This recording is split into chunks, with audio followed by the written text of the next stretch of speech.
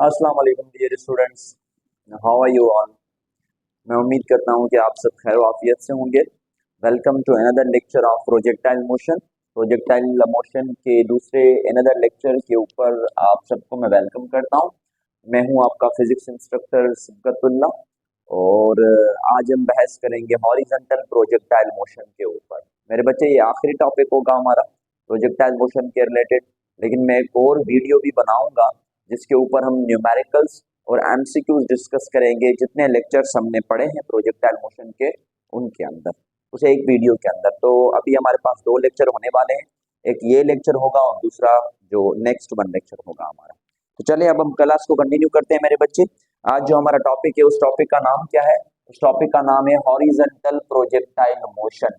आज हम बहस करने वाले हैं हॉरिजॉन्टल प्रोजेक्टाइल मोशन के ऊपर। हॉरिजॉन्टल प्रोजेक्टाइल मोशन क्या है मेरे बच्चे? हमने दो प्रोजेक्टाइल मोशन को डिस्कस, अच्छा एक प्रोजेक्टाइल मोशन को हम पढ़ चुके हैं। स्टार्टिंग में हमने पढ़ा था दैट प्रोजेक्टाइल मोशन, भाई एक ऐसा प्रोजेक्टाइल मोशन जिसमें जो लॉन्चिंग और लैंडिंग वाली पॉइंट होती है, जब हम किसी भी ऑब्जेक्ट को लॉन्च करें और वो ऑब्जेक्ट लैंड करे, तो जो लॉन्चिंग और लैंडिंग वाली पॉइंट सेम सरफेस पर आ जाए, दोनों जब सेम सरफेस पर आ जाए तो trajectory of the projectile is named as oblique. तो उस ट्रेजेक्ट्री को हम क्या कहते हैं मेरे बच्चे? ऑब्लिक ट्रेजेक्ट्री कहते हैं। लेकिन हॉरिजॉन्टल प्रोजेक्टाइल मोशन में क्या होता है मेरे बच्चे?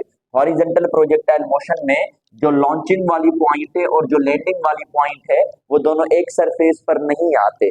तो such type of projectile motion is named as horizontal projectile motion. उसको हम हॉरिजॉन्टल प्रोजेक्टाइल मोशन कहते हैं। अच्छा, हॉरिजॉन्टल प्रोजेक्टाइल मोशन कैसे बन सकता है?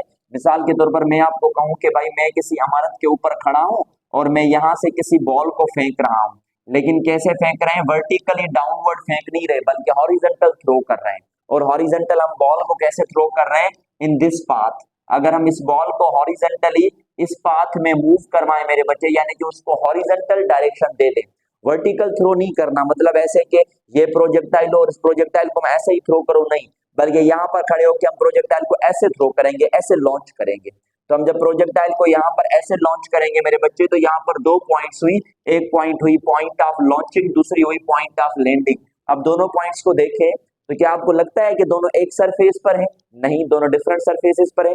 यहाँ पर ये चीज है कि यहाँ पर मैं किसी इमारत के ऊपर खड़ा हूँ और यहाँ से मैंने बॉल को फेंका, लेकिन वो बॉल कहाँ पर जाके गिरा? ग्राउंड पर जाके गिरा। यानी कि जब दोनों एक सरफेस पर ना आ जाए मेरे बच्चे, तो such type of projectile motion is named as horizontal projectile motion. इस प्रोजेक्टाइल मोशन को मेरे बच्चे हम क्या कहते हैं? हॉरिजॉन्टल प्रोजेक्टाइल मोशन कहते हैं। तो चले हॉरिजॉन्टल प्रोजेक्टाइल मोशन के अंदर बहस कर लेते हैं कि भाई हॉरिजॉन्टल प्रोजेक्टाइल मोशन के अंदर क्या क्या टर्म्स होंगे और क्या क्या बेसिक कॉन्सेप्ट्स हैं। मेरे बच्चे, हॉरिजॉन्टल प्रोजेक्टाइल मोशन का आइडिया मैंने आपको यहाँ पर समझा दिया। अब हॉरिजॉन्टल प्रोजेक्टाइल मोशन में होता क्या है? हॉरिजॉन्टल प्रोजेक्टाइल मोशन में ये होता है कि आप किसी सरफेस के ऊपर खड़े हैं और आपने किसी भी बॉल को या किसी भी प्रोजेक्टाइल को थ्रो किया, लेकिन कैसे थ्रो किया? हॉरिजॉन्टली थ्रो किया, वर्टिकली हमने थ्रो नहीं करना था। याद रखिएगा, हम प्रोजेक्टाइल को कैसे थ्रो करेंगे मेरे बच्चे? हॉरिजॉन्टली थ्रो करेंगे। प्रोजेक्टाइल को हॉरिजॉन्टली थ्रो करेंगे, तो इस किस्म के मोशन को हम हॉरिजॉन्टल प्रोजेक्टाइल मोशन कहते हैं। मेरे बच्चे, कुछ चेंजेस हैं, कुछ क्वांटिटीज हैं जो आपको ध्यान में रखनी है regarding the horizontal projectile motion. और वो कौन कौन सी चीजें हैं? सबसे पहले ये है कि जब हमने बॉल को फेंका तो वो कौन सी पॉइंट पर था मेरे बच्चे? वो था समिट पॉइंट के ऊपर। समिट पॉइंट का मतलब क्या है? समिट पॉइंट का मतलब है एट द मैक्सिमम हाइट, यानी कि बॉल को मैंने लॉन्च किया है मैक्सिमम हाइट से। मैक्सिमम हाइट से हमने बॉल को लॉन्च किया या प्रोजेक्टाइल को लॉन्च किया। तो मैक्सिमम हाइट पर क्या है मेरे बच्चे? मैक्सिमम हाइट पर जो v नॉट y की वैल्यू है वो क्या है? 0 है। अगर आपको याद हो तो मैंने आपको बताया था कि वेलोसिटी का y वाला कंपोनेंट ऊपर जाने में कम होता है और मैक्सिमम हाइट पर 0 हो जाता है। यानी कि जब हम प्रोजेक्टाइल को थ्रो करेंगे तो v नॉट y 0 हो जाएगा, लेकिन v नॉट x 0 नहीं होगा। वो क्यों 0 नहीं होगा मेरे बच्चे? क्योंकि हम पढ़ चुके हैं कि वेलोसिटी का x वाला कंपोनेंट प्रोजेक्टाइल मोशन के अंदर कभी भी चेंज नहीं हो सकता। तो सबसे पहले तो ये दो टर्म्स आपको ध्यान में रखने होंगे, और वो दो टर्म्स क्या है मेरे बच्चे? पहला टर्म ये है कि भाई हॉरिजॉन्टल प्रोजेक्टाइल मोशन में जो v नॉट y है वो 0 मीटर पर सेकंड होती है, लेकिन v नॉट x कभी भी चेंज नहीं होती। तो वो हमेशा किसके बराबर होती है? v not cos of theta के बराबर होती है। तो सबसे पहले हम ये करेंगे हम यहाँ से final velocity along Y axis find करेंगे। अच्छा, initial velocity along X axis जो है वो वी नॉट एक्स है, तो फाइनल वेलोसिटी एक्स एक्सिस के अलोंग वी एफ एक्स है। अच्छा, इनिशियल वेलोसिटी और फाइनल वेलोसिटी चेंज तो नहीं होते एक्स एक्सिस के अंदर, तो मैं इसको सिंपली लिख सकता हूँ वी नॉट एक्स के बराबर, और हम इसको बराबर कर सकते हैं V naught cos of theta. उसके बाद जो वी नॉट वाई की वैल्यू है वो क्या है हमारे पास यहाँ पर 0। अच्छा, यहाँ से हम क्या फाइंड करेंगे मेरे बच्चे, यहाँ से हम टोटल वेलोसिटी की वैल्यू फाइंड कर सकते हैं। अब टोटल वेलोसिटी का मैग्नीट्यूड हमें पता है किसके बराबर होता है, radical of V F X square plus V F Y square. अब वी एफ एक्स की वैल्यू तो आपको नजर आ रही है वी नॉट कॉस थीटा, लेकिन वी एफ वाई की वैल्यू हम कैसे पुट करेंगे, according to first equation of motion V F is equal to V I plus A T.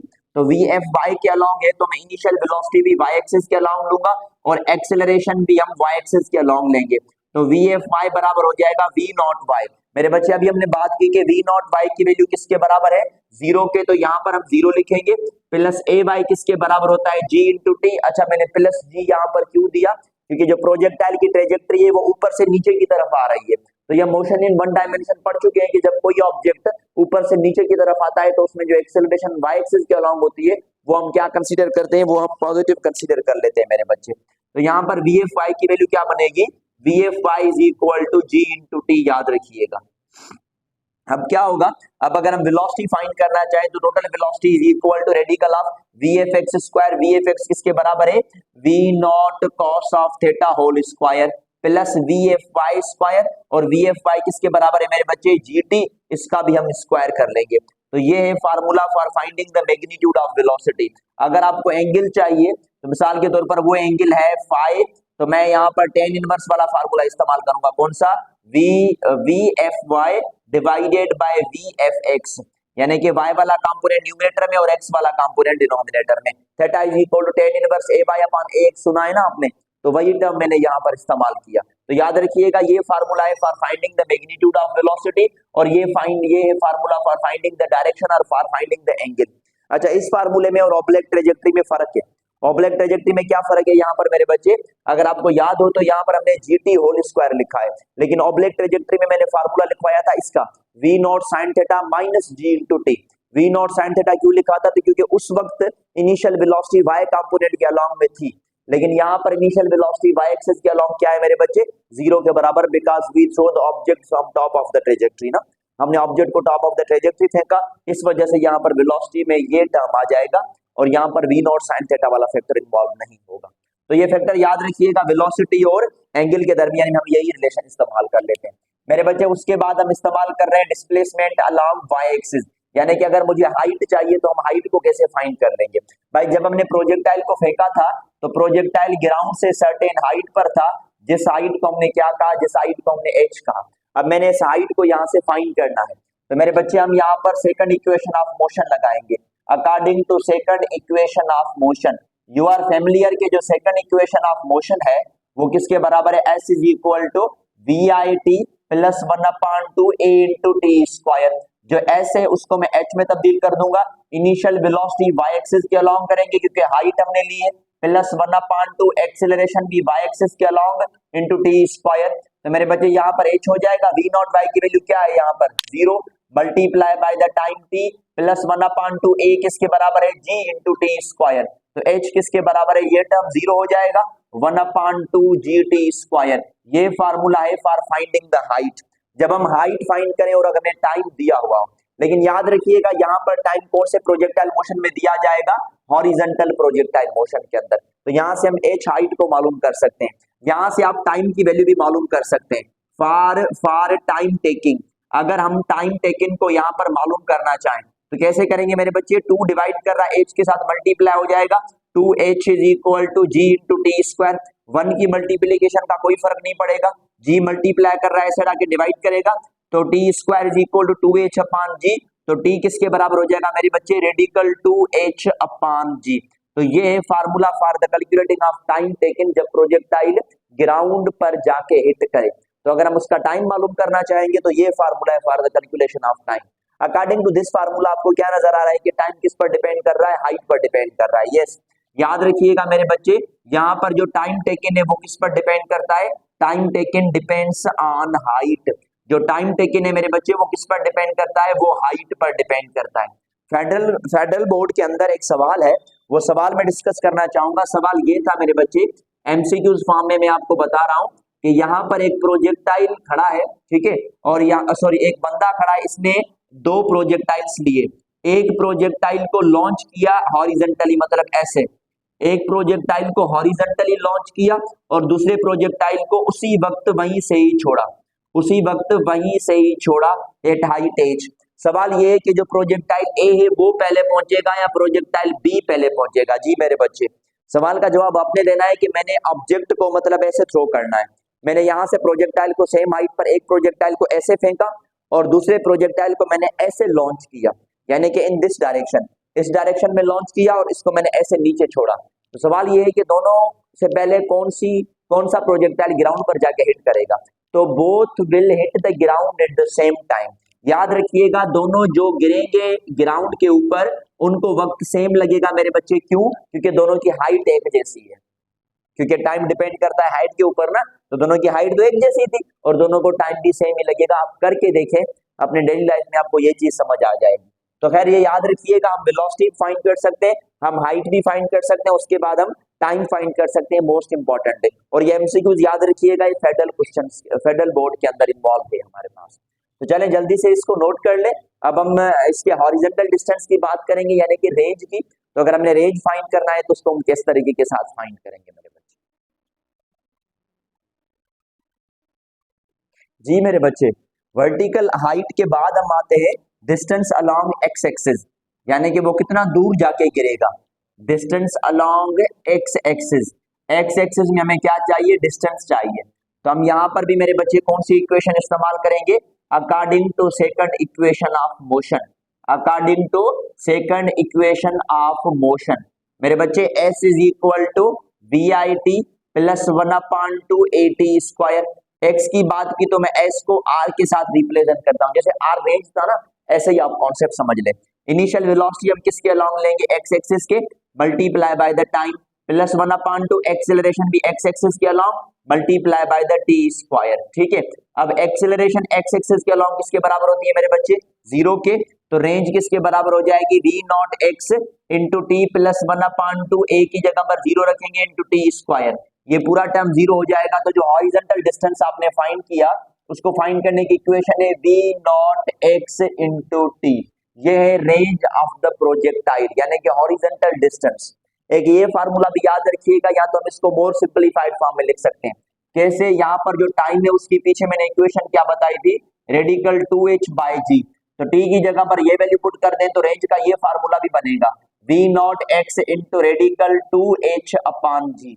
अब ये फार्मूला इंपॉर्टेंट है, जब हमें हाइट देगा, इनिशियल वेलोसिटी एक्स एक्सिस में देगा और हमें क्या फाइंड करनी होगी? हॉरिजॉन्टल डिस्टेंस की वैल्यू, यानी कि रेंज की वैल्यू फाइंड करनी होगी। तो रेंज या हॉरिजॉन्टल डिस्टेंस हम इस फार्मूले से डिस्कस कर सकते हैं। तो ये है कुछ कॉन्सेप्ट जो किसके अंदर हम डिस्कस करते हैं मेरे बच्चे? हॉरिजॉन्टल प्रोजेक्टाइल मोशन के अंदर डिस्कस करते हैं। तो ये रहा बेसिक कॉन्सेप्ट जो कंप्लीट होता है हमारे पास रिगार्डिंग हॉरिजॉन्टल प्रोजेक्टाइल मोशन। बिल्कुल छोटा सा टॉपिक था, 10-15 मिनट का टॉपिक है हॉरिजॉन्टल प्रोजेक्टाइल मोशन, लेकिन इंपॉर्टेंट है। उसके न्यूमेरिकल, इसके एमसीक्यूज हम नेक्स्ट लेक्चर के अंदर देखेंगे। आप देखिएगा कि ये सारे टर्म हमारे पास क्लियर होंगे। अच्छा, एक और मोस्ट इंपॉर्टेंट चीज वो है हमारे पास एप्लीकेशन ऑफ, एप्लीकेशन किसकी हम एप्लीकेशन डिस्कस करेंगे मेरे बच्चे? Application of projectile motion. Projectile motion की एक एप्लीकेशन होती है, उसके अंदर हम एक मिसाइल को डिस्कस करते हैं और वो मिसाइल क्या कहलाता है? वो मिसाइल कहलाता है बैलिस्टिक मिसाइल। याद रखिएगा, अब बैलिस्टिक मिसाइल क्या है, उसकी दो प्रॉपर्टीज आपने ध्यान में रखनी है। बैलिस्टिक मिसाइल क्या होता है मेरे बच्चे? Ballistic missile is unpowered and unguided machine. Ballistic missile कौन सी चीज होती है मेरे बच्चे? Unpowered and unguided machine. ये एक अनपावर्ड और अनगाइडेड मशीन होती है। अनपावर्ड और अनगाइडेड का मतलब क्या है? मतलब जब आप उसको थ्रो करें तो इनिशियल स्टार्टिंग में कोई ना कोई इनिशियल वेलोसिटी हो, लेकिन बाद में आप उसको कहीं पर भी पावर ना दे तो उसको हम अनपावर्ड कहते हैं। मिसाल के तौर पर जैसे मैंने इस मार्कर को पावर दिया लॉन्च करने के लिए, तो अगर मैंने पावर इस मार्कर को मैंने लॉन्च किया किसी ने किसी के सर्टेन एंगल के ऊपर, तो बदले में अब इसके पास कुछ ना कुछ पावर था स्टार्टिंग में, लेकिन throughout the whole trajectory मैंने कोई दूसरा पावर नहीं दिया, मैंने कोई इसको दूसरा धक्का नहीं दिया। तो इसको हम क्या कहते हैं, अनपावर्ड। उसके बाद दूसरा टर्म यहाँ पर कौन सा है, अनगाइडेड। अच्छा, अनगाइडेड का मतलब क्या है कि ट्रेजेक्ट्री के अंदर उसकी कोई गाइडेंस ना हो। गाइडेंस मतलब ऐसा है कि मैंने इसको लॉन्च किया कि भाई इसको सामने वाली दीवार के साथ हिट करना है, लेकिन उसके सामने अगर कोई बंदा आ जाता है तो वो मिसाइल उसको जाके लगेगा, यानी कि दोबारा वो पाथ को चेंज करके जो है वो इसको क्या कहते हैं, वॉल को नहीं लगेगा, दीवार को नहीं लगेगा, वो सीधा उस बंदे को लगेगा।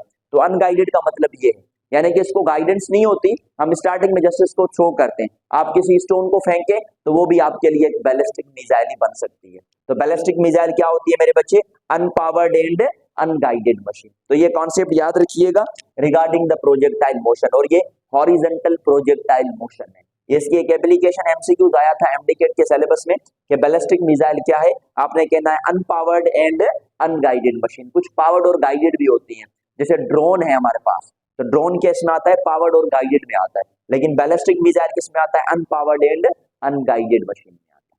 तो चलें, ये टॉपिक होता है यहाँ पर कंप्लीट। इंशाल्लाह आपसे नेक्स्ट लेक्चर के अंदर मुलाकात होती है। नेक्स्ट लेक्चर याद रखिएगा, इंपॉर्टेंट है, जिसमें हमने न्यूमेरिकल्स और एमसीक्यूज डिस्कस कर रहे हैं प्रोजेक्टाइल मोशन के लिए। ओके, तो तब तक के लिए अपना ख्याल रखें एंड अल्लाह हाफिज मेरे बच्चे।